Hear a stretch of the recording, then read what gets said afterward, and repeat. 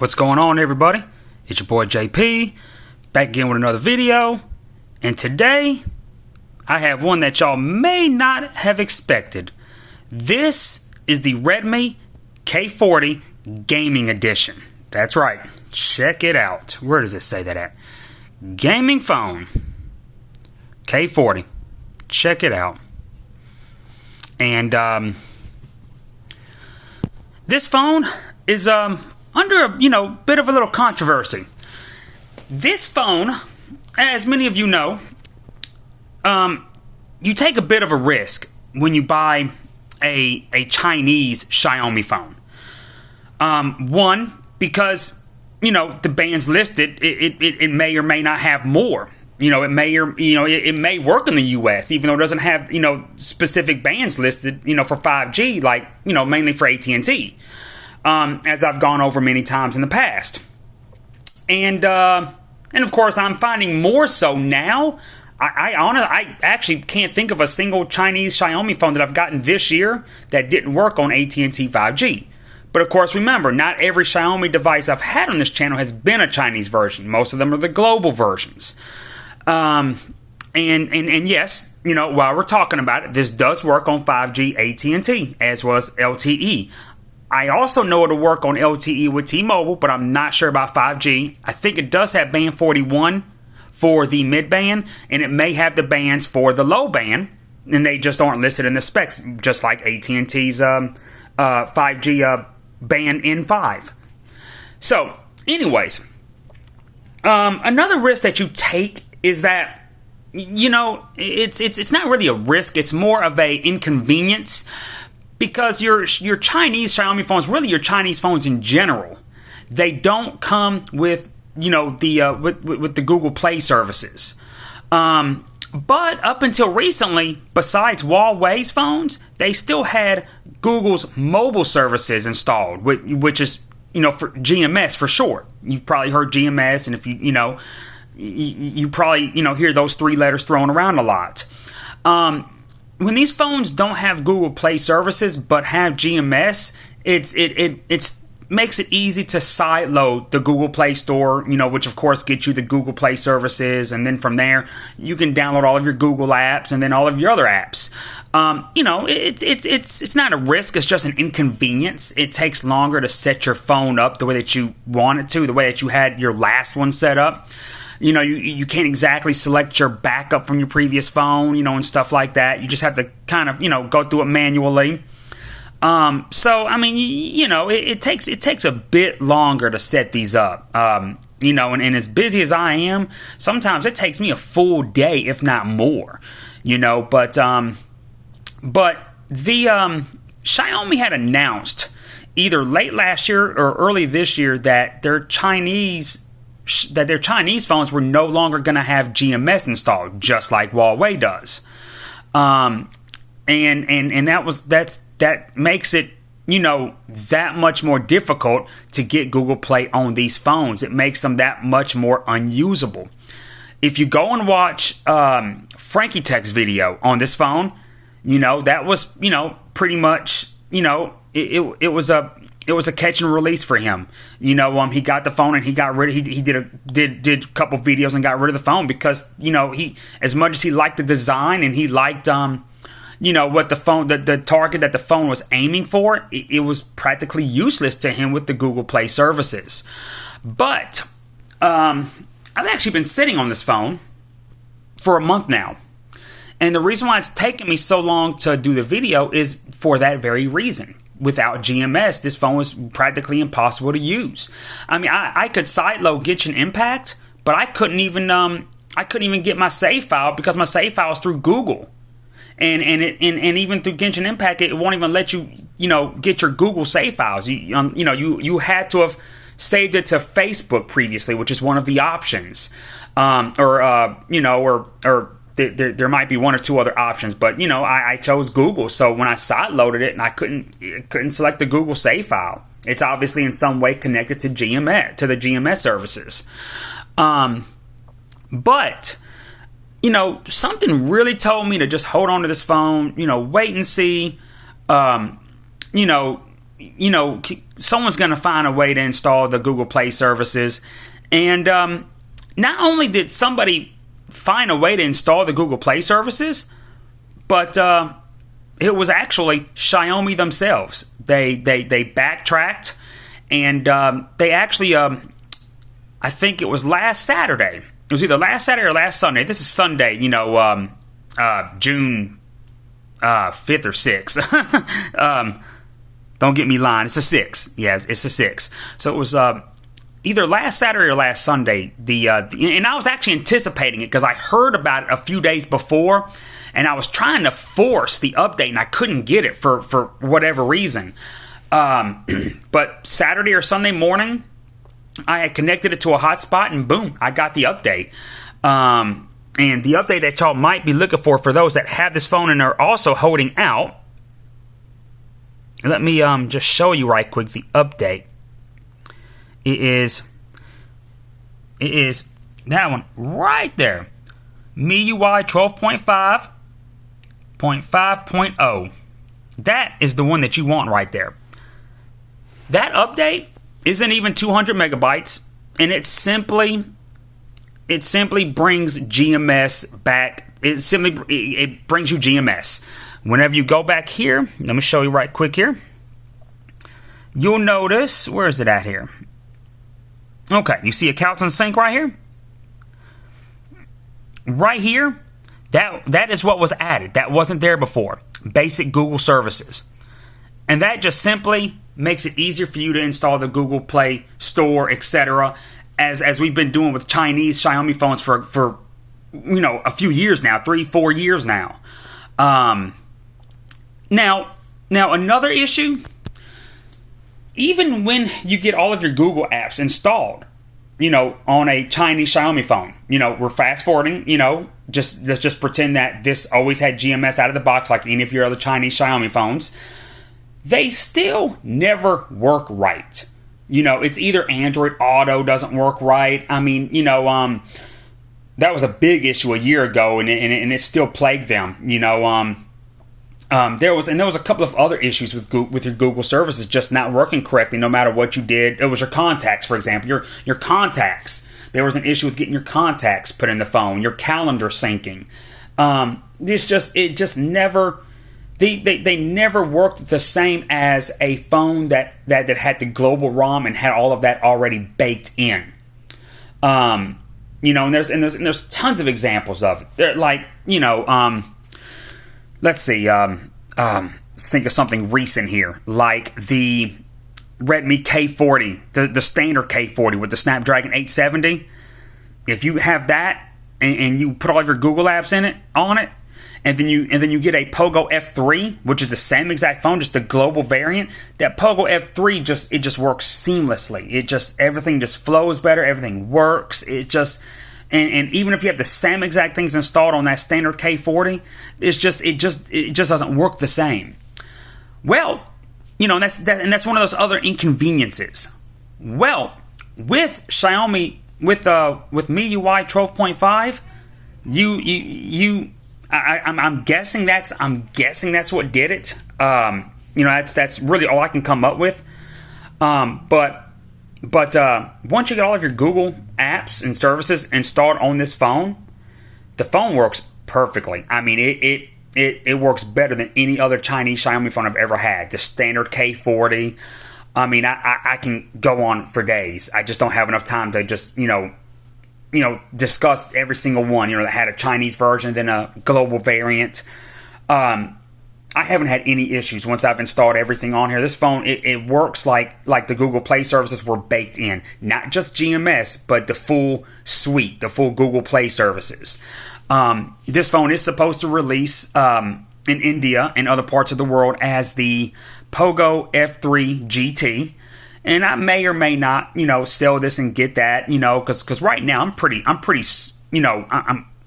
really like this phone. I'm keeping it. I've been enjoying it. I mean, this phone, once you get Google Play services on here, this phone is a blast. I've really liked it here. Really quick, we'll go over the box contents there. Your cool yellow 67 watt charger, your USB Type A to Type C, yellow cable. your reading material. That's literally all that was in it there. You get your TPU case there. Game start there. That's what that stuff was in. That stuff was inside of there. Your box there. The phone has a beautiful design. Absolutely beautiful here. Check that out. Just attention to detail on it. I really like it here. You got LEDs that go around the camera lenses, like the not LEDs but the RGBs, and just kind of gives it that gaming flavor there. And you have your lightning bolt there that lights up as well. And it's just and then of course my favorite feature, which the Black Shark 4 has, is the let me just turn this off here first. But it's like your triggers here, for example. See, like that. See. And that is so cool. And you got them on this side here as well. They are physical triggers, just like that. And let me see if I can get this other one up here too. Right there. Again, yep, see, just like that. And they barely protrude out right there as well there. I mean, just very subtle. And it's so cool how they just retract back. I mean, it's so simple. And it feels so solid. It feels amazing. I mean, it's well built. I mean, it feels like $1,000 phone, honestly. It doesn't feel cheap whatsoever. It's metal all the way around. It doesn't look like it looks metal on the picture, but this is glass as well. Well, not as well, because I just got done saying how the sides are actually metal. You can see the antenna bands there. This does have a JBL sound, and it sounds fantastic. I love the design of the speakers right there as well. There's your other speakers there. Your Type-C. Sorry for the kind of focused out there a little bit there. But your SIM card tray. It doesn't have expandable memory, unfortunately. And as you see there, it has the always on display with the super wallpapers. See, check that out. Real nice, real nice. I mean, I'm digging that. But this is the 8GB model with I think mine has 128 gigs internal. I'm trying to find, let's see here. Yeah. 8 gigs and 128 gigs of internal storage. And of course, they have other options. They have a 6 gig. 6 gig is actually what I ordered from GizTop. And they didn't have it in stock yet. So they sent me the 8 gig, without completely, for the 6 gig price.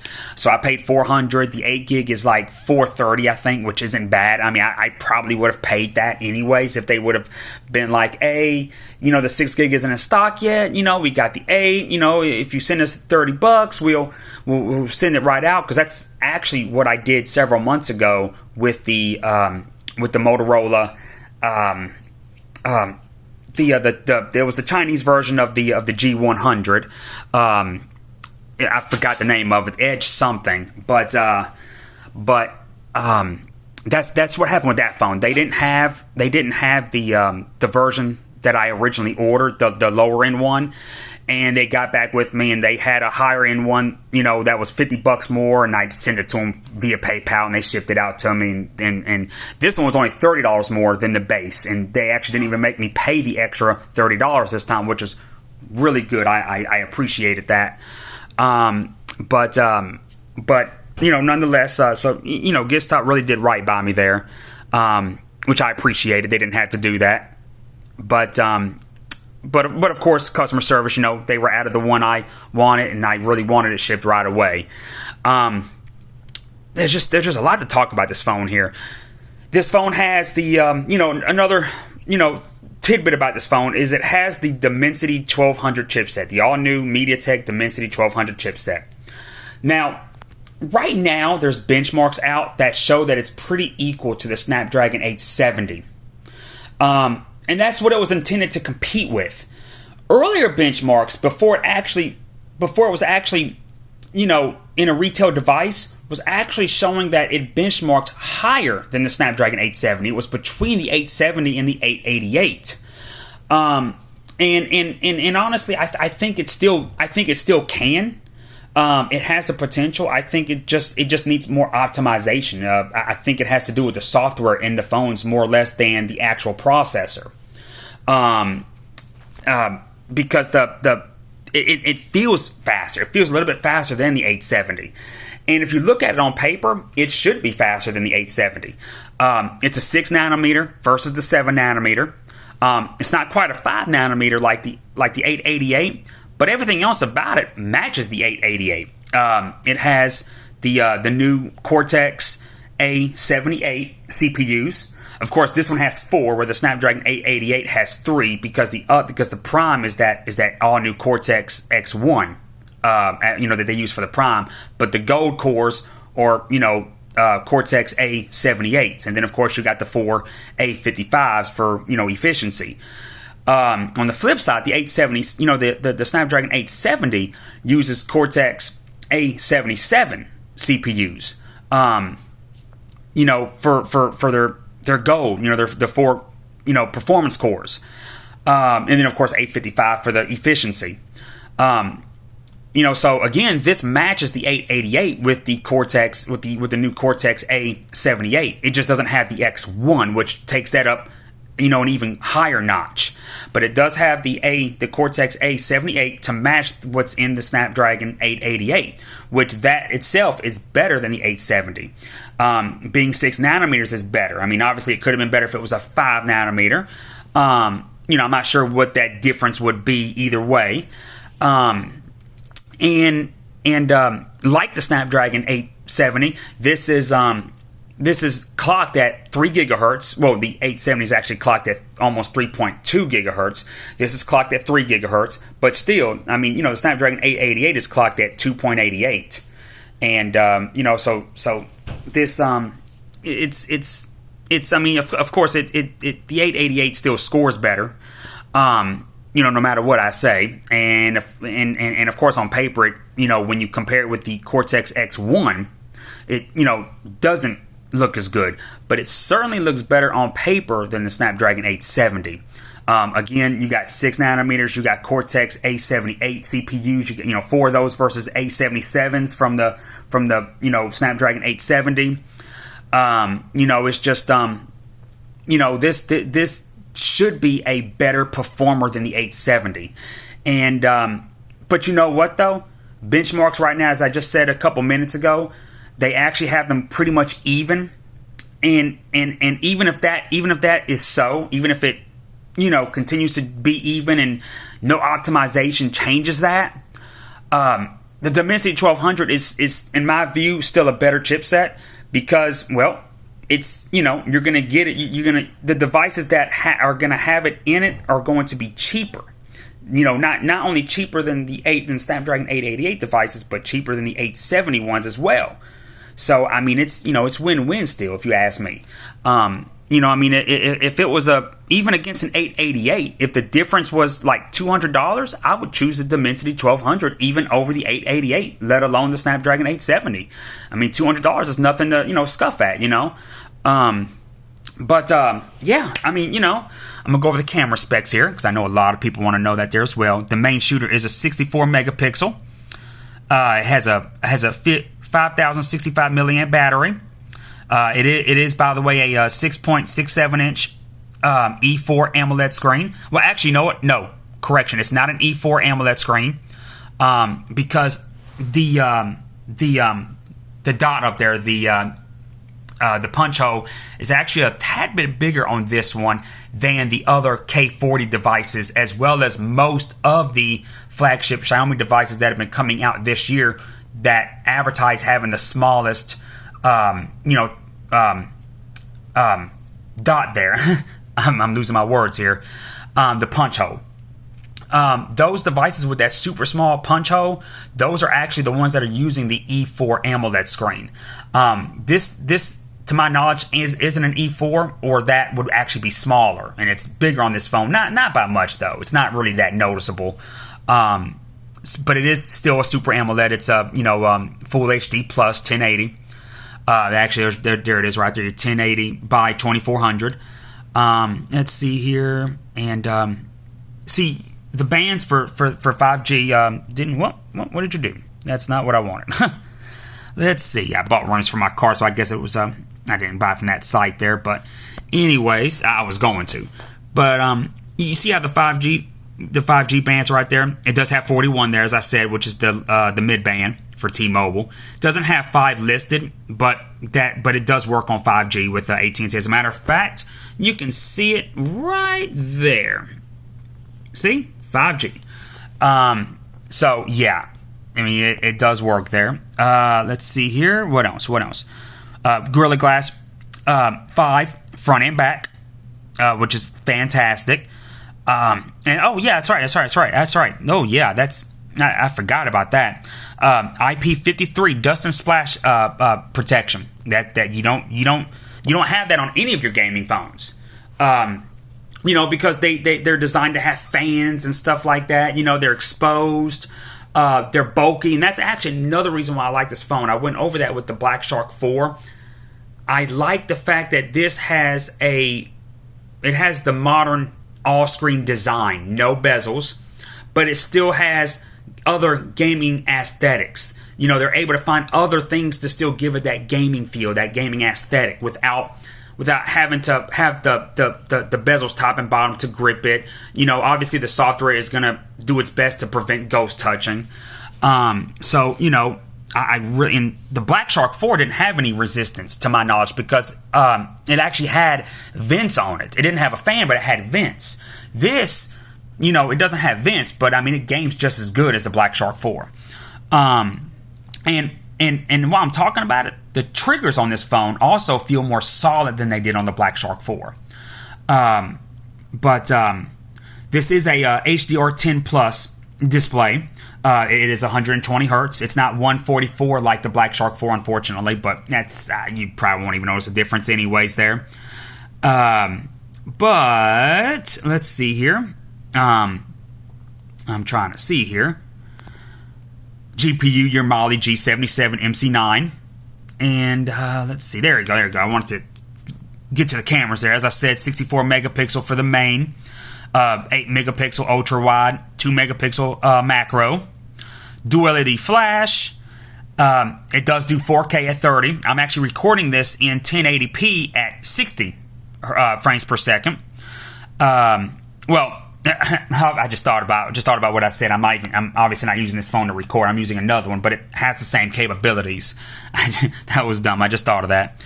But your selfie is 16 megapixel, and it also features HDR and no 3.5 millimeter headphone jack. I think the Black Shark 4 had one, so it's some people may find that more of an advantage there than this. But anyways, y'all, I've definitely ran over here. I just wanted to kind of go over that with y'all. Really digging this phone here. I hope y'all have enjoyed this video. If y'all have any questions here, hit me up. I know I haven't been viewing many comments lately, for like the past couple of months with the past couple of videos I've had. I've just had a lot going on, but I will catch up. I promise. So like I said, y'all just hit me up in the comments here, and hope y'all liked me bringing a controversial device here, and I'm happy to say this thing works great. The update for GMS is there. Thank you, Xiaomi. And I'm guessing 12.5 has MIUI 12.5 has something to do with how well it works once you get everything installed. But anyways, y'all hit me up in the next video, or sorry, y'all hit me up in the comments, and I will see y'all in the next video. Peace out.